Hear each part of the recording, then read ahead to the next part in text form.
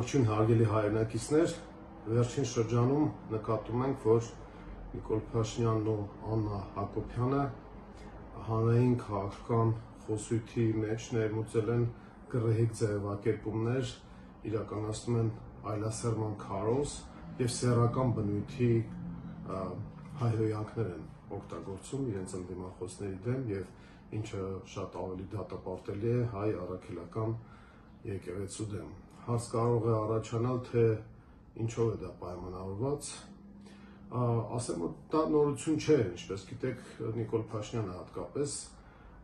օգտագործել է այդ գռեհիկ ձևակերպումները տարբեր ժամանակահատվածներում։ Նորությունը տվյալ պարագայում Աննա Հակոբյանի ներգրավվածությունն է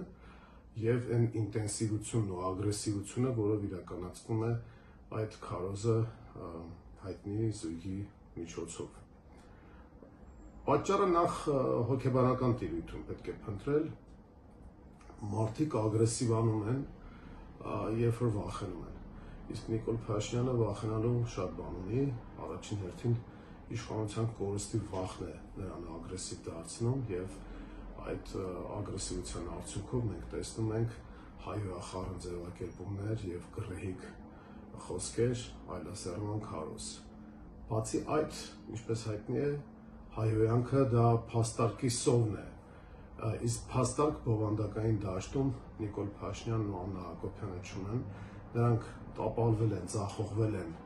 բոլոր ոլորտներում եւ հիմա փորձում են քաղաքական բանավեճի մեջ առաջ մղել ձևը, ընդ որում այդ ձևը այդ սեռական հայհոյանքների օգտագործումն է եւ հետ մղել բովանդակությունը, որովհետեւ բովանդակային դաշտում ասելիք չկա։ Ինչ վերաբերում է բուն թեմային, այսինքն ինչու այդպիսի ձևակերպումներ հիմա եւ ինչու հատկապես հարձակում հայ առաքելական եկեղեցու դեմ։ Ուրեմն, ինչպես հայտնի է, Նիկոլ Փաշինյանը փորձ է անում վերարտադրվել եւ գնալ երրորդ ժամկետի եւ այդ երրորդ ժամկետի համար նրան անհրաժեշտ է թուղթ, բարատ, այսպես ասած։ Այդ թղթի անունը նա դրել է խաղաղության փաստաթուղթ եւ մուրում է այդ խաղաղության փաստաթուղթը, ուշադրություն ոչ թե խաղաղություն է բերում, այլ մուրում է փաստաթուղթ խաղաղության մասին, ճակերտավոր, եւ մուրում է այդ փաստաթուղթը Էրդողանից, նրան խնդրում է, որպեսզի նա միջնորդի Ալիևին եւ որպեսզի վերջինս համաձայնի ինչ-որ թուղթ ստորագրել, որի վրա գրված կլինի խաղաղություն բառը, եւ այդ խաղաղություն բառով թուղթը նա առաջիկա քաղաքական գործընթացների ժամանակ լինի դա արտահերթ կամ հերթական ընտրություն, նա պետք է թափահարի, ինչպես որ 21 թվականին թափահարել էր մուրճը, իբր թե դասակարգային պայքարի խորհրդանիշ որպես, եւ ահա հիմա թափահարելու այդ խաղաղության փաստաթուղթը եւ այն քիչ մարդկանց, ովքեր դեռ հավատում են, որ Նիկոլ Փաշինյանը ինչ-որ բան կարող է անել, ինչ-որ դրական արդյունք կարող է ապահովել, ահա այդ քիչ մարդկանց նա փորձելու է խաբել, թե իբր թե խաղաղություն է բերում։ Եվ այդ թուղթը նրան անհրաժեշտ է, եւ այդ հանգամանքը հաշվի են առել եւ գիտեն այդ մասին նաեւ Թուրքիայում ու Ադրբեջանում, եւ անընդհատ նորանոր պահանջներ են առաջ քաշում Հայաստանի առաջ, եւ Նիկոլ Փաշինյանից պահանջում են ԵԱԿ Մինսկի խմբի լուծարում, Սահմանադրության փոփոխություն, հրաժարում անկախության հռչակագրից եւ վերջին շրջանում նաեւ ագրեսիվ խոսույթ է մտել Ալիևի բառապաշարի մեջ, նա խոսում է այսպես կոչված փախստականների վերադարձից եւ ասում է, որ ադրբեջանցի փախստականները պետք է վերադառնան Հայաստան, ըստ նրա արևմտյան Ադրբեջան եւ միայն այդ դեպքում հնարավոր կլինի ինչ որ փաստաթղթից խոսել։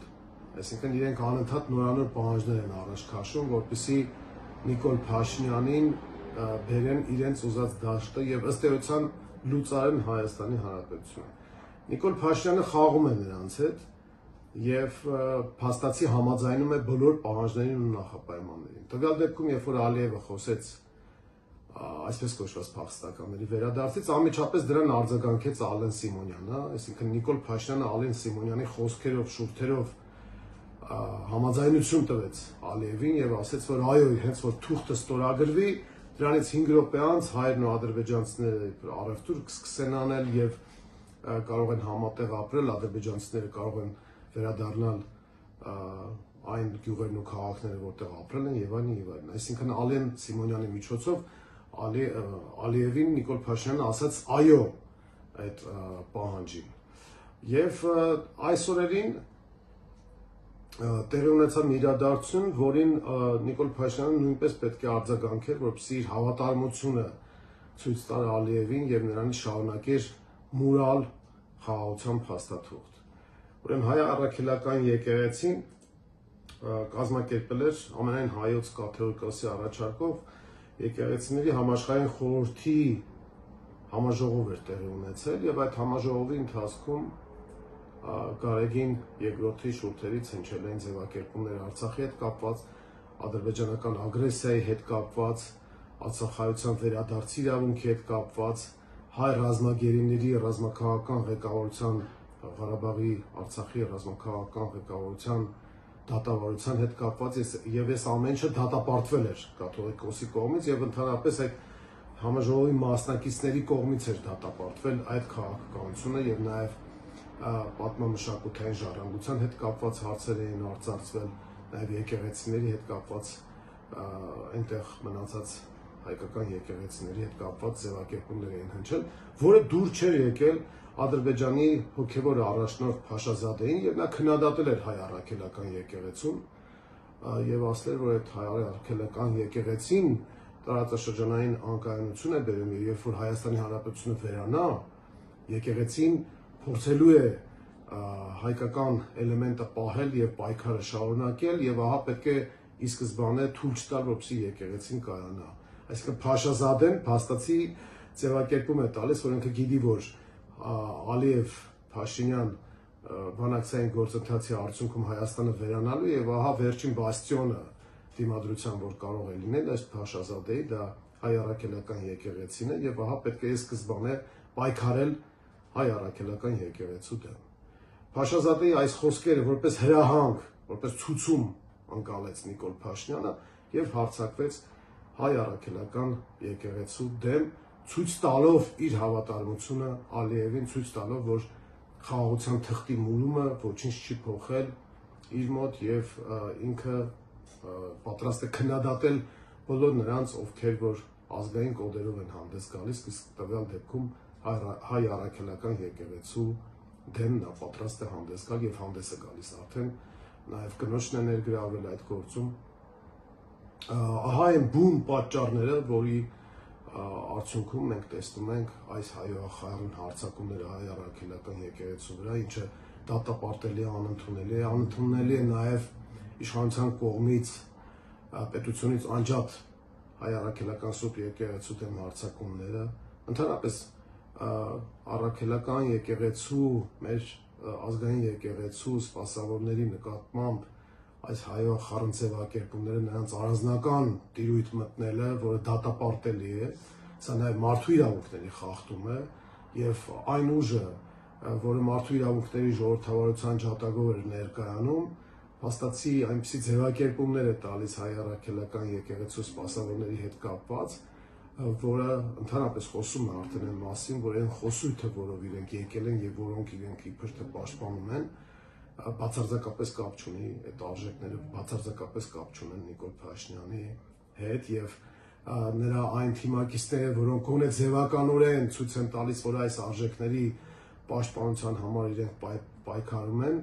այս ամեն ինչի արդյունքում իրենք են վարկաբեկվում նաեւ եւ փաստացի ցույց են տալիս, որ իրենք էլ ընդհանրապես աթոռը կռիվ են անում, եթե այդպես չէ թող արտահայտվեն, արձագանքեն։ Սա ուրեմն դատապարտելի է եւ Մայր Հայաստանը դատապարտում է հայ առաքելական սուրբ եկեղեցու դեմ հարձակումները, դրանք գնահատելով որպես Ալիևին դուր գալու եւ Հայաստանի Հանրապետությունը լուծարելու քաղաքականության մի մաս։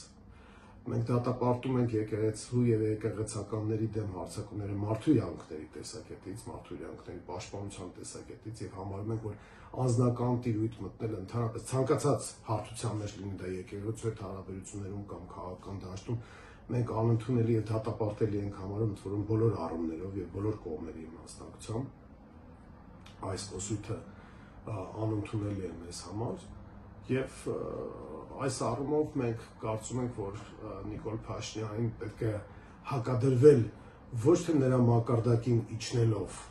գռեհիկացնելով բառապաշարը կամ այլասերման քարոզ տանելով, այլ ընդհակառակը նրան պետք է մղել լուսանցք, թողնել, որպեսզի ինքը այդ մարգինալ բառապաշարով